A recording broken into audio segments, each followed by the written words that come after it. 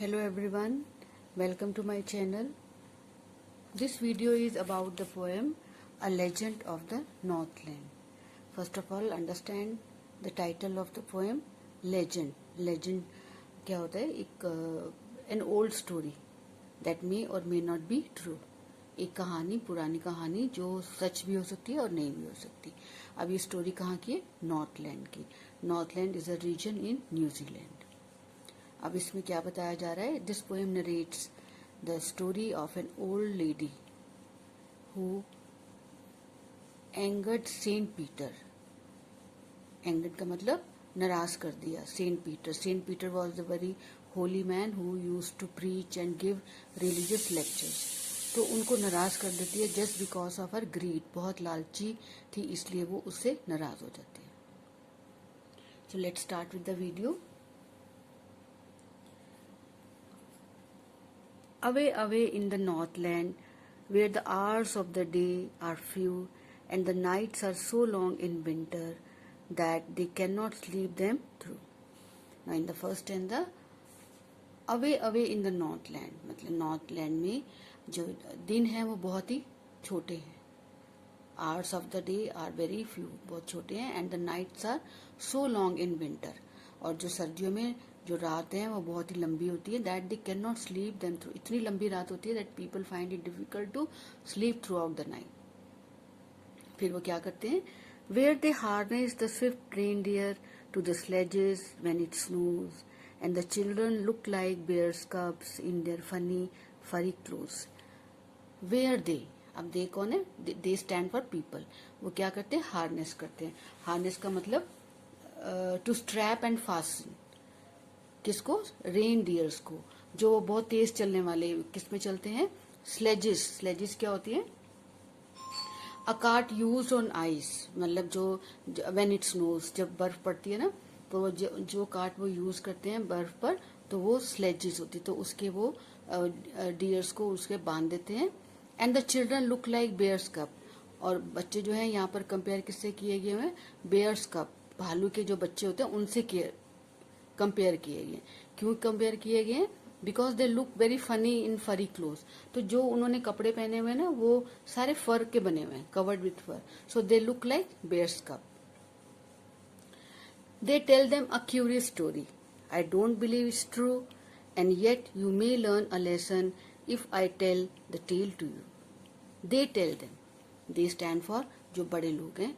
वो क्या करते हैं? बच्चों को एक कहानी सुनाते हैं, curious story.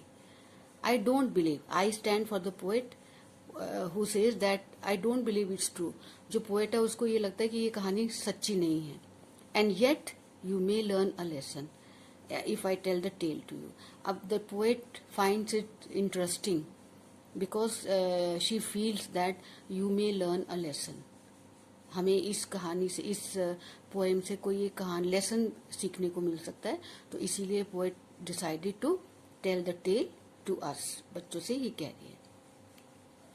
Once the good Saint Peter lived in the world below and walked about it preaching just as he did, you know. Once, एक बार, एक good Saint Peter. Saint Peter is a holy man who preached and gave religious lectures. घूम घूम के सब लोगों को religious lectures देते रहते, प्रीच करते करते. जस्ट एज ही डिड, वो उनका यही काम था. He came to the door of a cottage. ऐसे ही लेक्चर देते देते वो कहाँ आए? He came to the door of a cottage. In travelling around the earth where a little women was making cakes and baking them in the hearth. अब वो घूमते घूमते कहाँ आते हैं? एक कॉटेज, एक घर के दरवाजे पर आते हैं, पूरी दुनिया घूम के. अब वहां पे कहाँ क्या देखते हैं कि एक लिटिल वुमन, एक छोटी सी औरत है, वो क्या कर रही है? केक्स बना रही है और बेक कर रही है on the hearth. Hearth stove होता है, उसके ऊपर वो बेक कर रही है. And being faint with fasting for the day was almost done, he asked for from her store of cakes to give him a single one. And being faint with fasting, fast करते हुए भूखे रहे थे पूरा दिन. And फेंट हो रहे थे, कमजोर. He was feeling very weak, क्योंकि पूरा दिन जो था वो खत्म होने को आ रहा था. ही आस्क्ड हर, तो क्या कहा कि जो तुमने ये स्टोर्स ऑफ केक, बहुत सारे केक बनाए हैं, तो उसमें से मुझे भी एक सिंगल केक दे दो.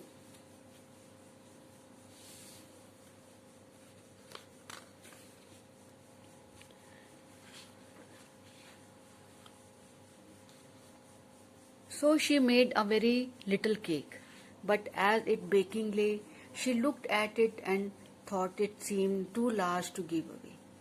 She made a very little cake. तो उसने एक बड़ा छोटा सा केक बनाया, बट एज इट बेकिंग ले, जब उसने बेकिंग के लिए उसको रखा तो उसको लगा, जब उसके ऊपर देखा तो she thought it seem too large to give away, कि ये तो बहुत बड़ा है कि मैं इसको देने के लिए, too large to give away. Then therefore she kneaded another and still a smaller one. फिर उसने क्या करा, नीडेड मतलब मेक डो, एक और उसने थोड़ा सा एक डो लिया, छोटा सा, but it look when she turned it over as large as the first had done. लेकिन जब उसने उसको बेक करने के लिए रखा, उसको जब पलटा तो देखा कि ये तो पहले की तरह ही लग रहा था, वो भी इतना ही बड़ा लग रहा था जितना पहले था. Then she took a tiny scrap of dough and rolled it flat. तो फिर उसने टाइनी स्क्रैप का मतलब पीस ऑफ डो, तो इसने डो का मतलब जो उसने मटेरियल था ना वो केक बनाने के लिए, उसमें से एक छोटा सा टाइनी वेरी स्मॉल स्क्रैप मतलब पीस, छोटा सा टुकड़ा लिया डो का और रोल्ड इट फ्लैट. जैसे हम चपाती बनाने के लिए फ्लैट करते हैं ना, ऐसे ही वो डो को फ्लैट करती चली जा रही है, रोल करती चली जा रही है. And baked it as thin as a wafer. इतना पतला उसको रोल किया कि वो जैसे वेफर्स होते हैं ना, इतना पतला हो गया. But she couldn't part with that. लेकिन इतने पतले वेफर की तरह जो था, उससे भी वो she was not willing to give it. She couldn't part with that, मतलब she was not ready to give it to Saint Peter. For she said, my cakes that seem too small when I eat of them myself are yet too large to give away, so she put them on the shelf. अब वो क्या कह रही है कि मेरे cakes जो हैं, जो बहुत छोटे लगते हैं, कब छोटे लगते हैं, जब मैं उनको खुद खाती हूँ, when I eat of them myself, तब तो बहुत छोटे लगते हैं. are yet too large to give away, लेकिन जब देने की बारी है ये तो वो मुझे बहुत बड़े लग रहे हैं. So she put them on the shelf. तो वो क्या करती है, वो सारे जितने भी उसने बनाए थे ना, वो सारे के सारे शेल्फ पर रख देती है. देन गुड सेंट पीटर ग्रू एंग्री. अब सेंट पीटर को गुस्सा आ गया. क्यों गुस्सा आया? For he was hungry and फेंट. भूख लगी थी और भूख के मारे उनको लग रहा था कि वो गिर जाएंगे या बहुत वीक फील कर रहे थे. And surely such a woman was enough to provoke a saint. And for such a woman, मतलब she was behaving like that it was enough to provoke का मतलब to make angry. She was doing these kinds of things which made angry even a saint.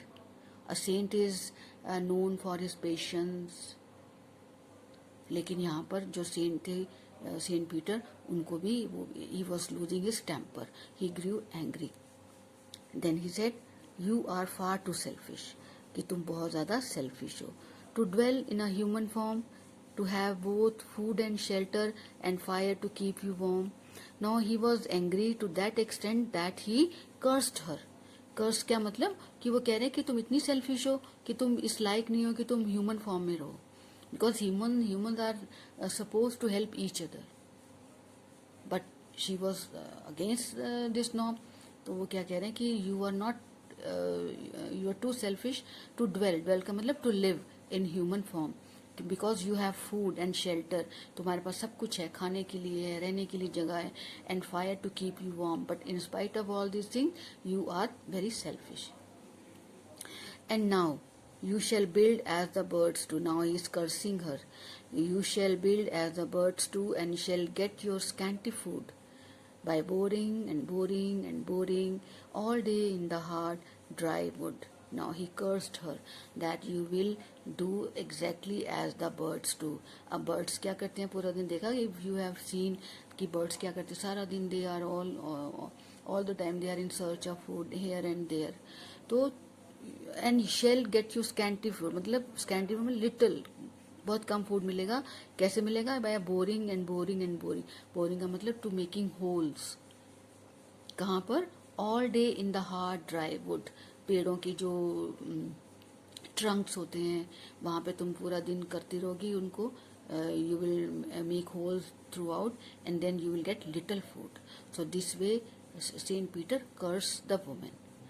Then क्या होता है, then up she went through the chimney, never speaking a word, and out of the top flew a woodpecker, for she was changed to a bird.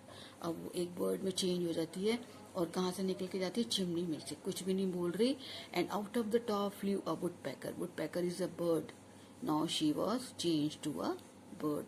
So was the curse of the Saint Peter. It was that effective.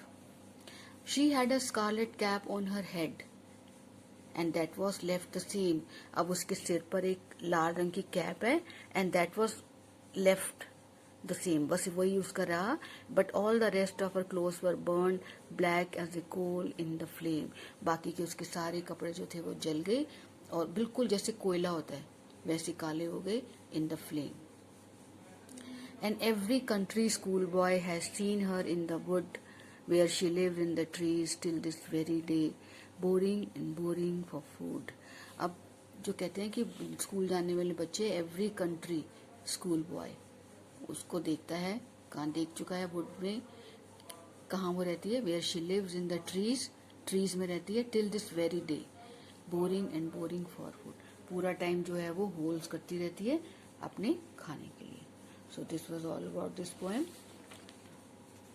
Please like and subscribe my channel.